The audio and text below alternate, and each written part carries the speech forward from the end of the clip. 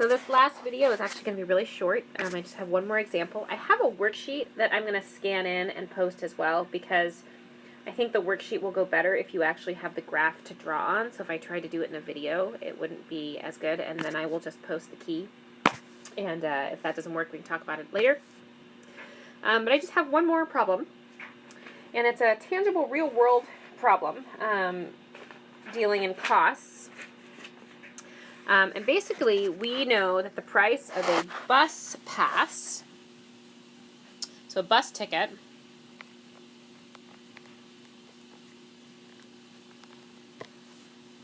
from Albuquerque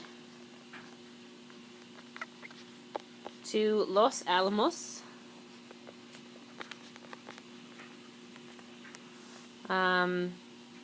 is X dollars.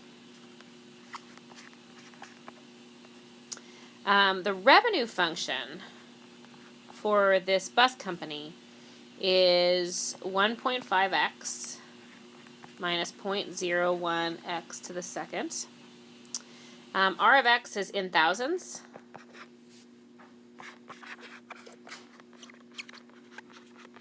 Of dollars, not just dollar bills. And x is in dollars. So what this revenue function is telling us is that, like, the x is how much the bus ticket price is. The Rx is how much revenue they get out of that. So as this price changes, how does their overall revenue change? That's what this function is telling us. So what they want us to do, what the bus company needs us to do, is they need us to find out the change in revenue if you go from 50 to 53. And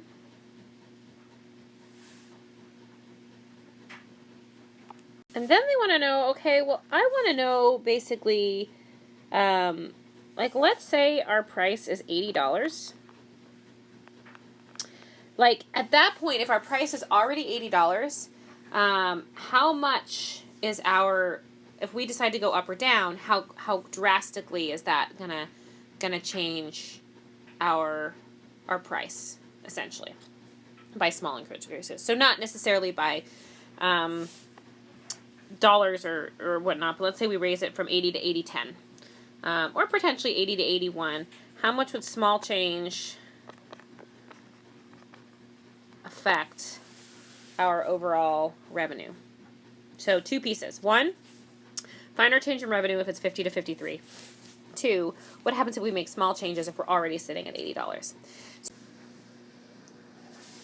Okay.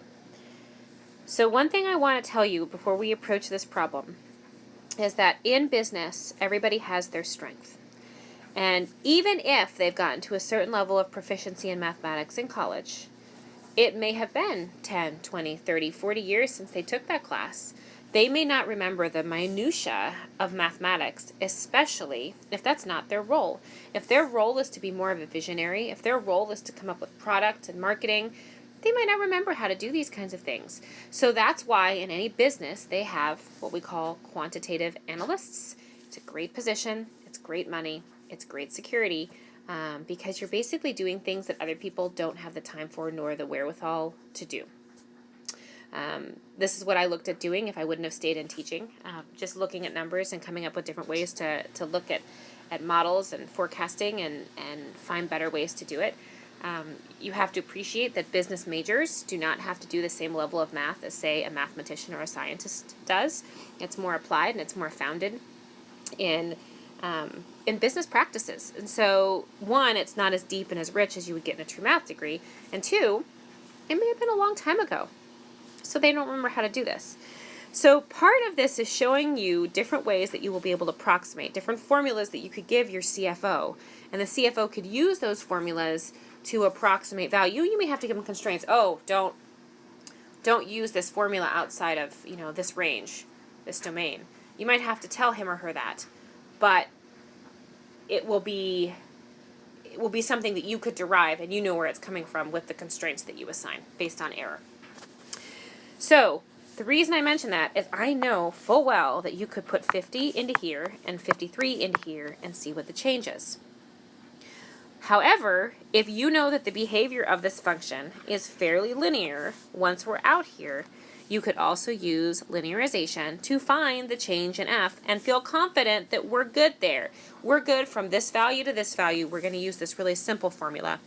And that's going to be a lot easier of a formula to give my CFO to tinker with for his meeting or her meeting.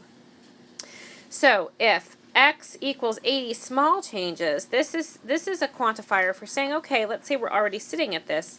Here's a simple way to go ahead and tell them how and where we're coming from with this piece.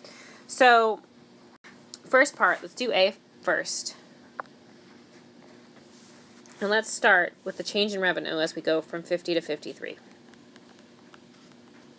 Well, we know that f of x is 1.5x minus 0.01x squared, which makes f prime 1.5 minus 0.02x. So I've gone from a quadratic to a linear. F prime of a, well, now we need to think about what a and x are. So where would we center it at? So think about it. Where would we center? I'm going to center it at 50 because 50 is prettier than 53. And the change in x then from 50 is plus 3. Now, theoretically, you could go the other way, provided that the function isn't really quickly changing at 50, or 53. But you could potentially start at 53 and minus 3 and do your change that way. But